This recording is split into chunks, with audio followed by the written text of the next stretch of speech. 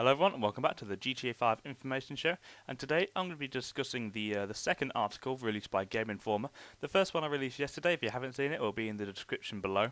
That was about the car and weapon customization that you can do and all the things that you can do surrounding customization in Grand Theft Auto 5. So that's the first one. So this is the second part to it. This is going to be Grand Theft Auto 5 gun combat and cover.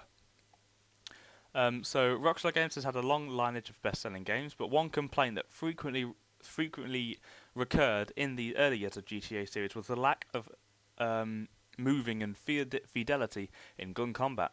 The developer tackled this challenge head-on, moving to current generations of consoles with GTA 4, and has continued to sharpen its aim with Red Dead Redemption and Max Payne 3. So Associate Technical Director and Combat Designer Phil Hooker, which is for some reason in Rockstar, explains how GTA 5 synthesizes the lessons learned in these games to create what Rockstar believes to be the most fluid gameplay and gunplay system it has made to date. So the questions are basically, I'm going to read them out and just basically read the answers to them. It's kind of long, so sit back and enjoy, hopefully, and if you do enjoy it, please leave a like on the video. So the first question, from the demo we saw, it looks like Rockstar has made major changes to gunplay. Can you tell us what's happening? So, a massive amount of work went into overhauling animation systems, targeting and camera work to really open up new opportunities for the player in the kind of freeform, open world action shootouts that are the heart of GTA. We wanted shooting to feel more precise and satisfying while supporting multiple styles of play. The controls have been expanded, so now in addition to the traditional left trigger down the sight aiming, you can also both run and shoot comfortably whilst only using the right trigger.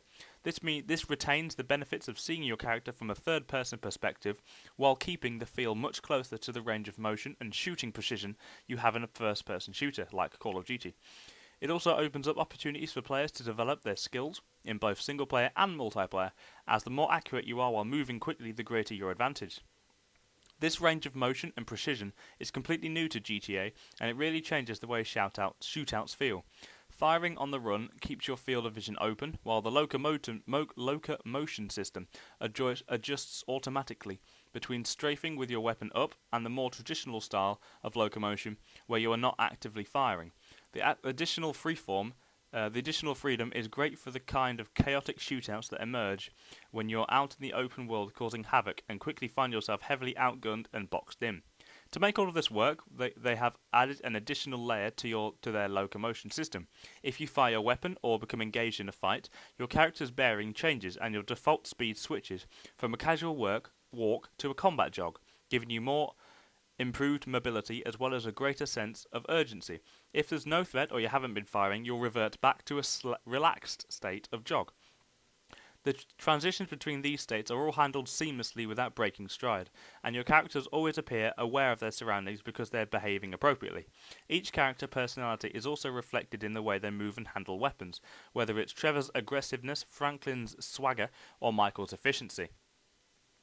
The next question that I'm going to read to you is, would you say the gunplay is more similar to GTA 4, Red Dead Redemption, or Max Payne 3? They say the best way to describe the gunplay is that it has evolved through influences of all three games, GTA 4, Red Dead Redemption, and Max Payne 3. It's still GTA based at its core, but as they've collaborated with other studios along the way, they've tried to bring in all the appropriate parts from different projects. From the more advanced cover components and targeting of Red Dead Redemption to the more fluid transitions in and out of gun combat from Max Payne 3. The main push for gunplay in GTA 5 was trying to make everything as dynamic and fluid as possible. From animation to targeting to camera behaviour, they're trying to push every aspect to the next level. So the next one I'm going to talk to you about is talk us through the evolution of gun targeting since GTA 4. What is the default setting, hard lock, soft lock or free aim? How have each of these settings changed from previous Rockstar games? They say, we really wanted to refine the way the targeting system worked so that outside of free aim, it was more subtle form of assistance that was almost invisible to the player and less of a hard mechanic. Hard lock has gone altogether as they found it too disorientating and often broke your immersion with the game as you didn't have to think about enemy locations.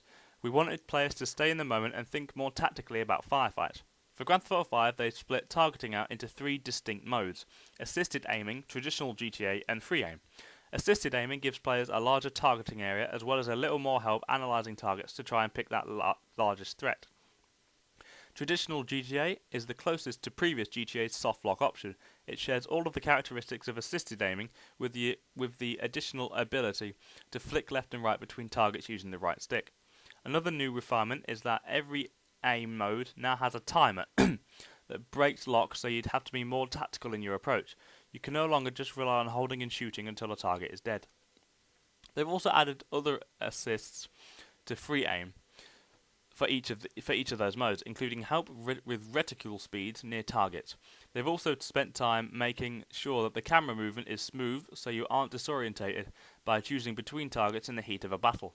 Both of these work in tandem to make the shooting feel fluid without you noticing there's any assistance at all.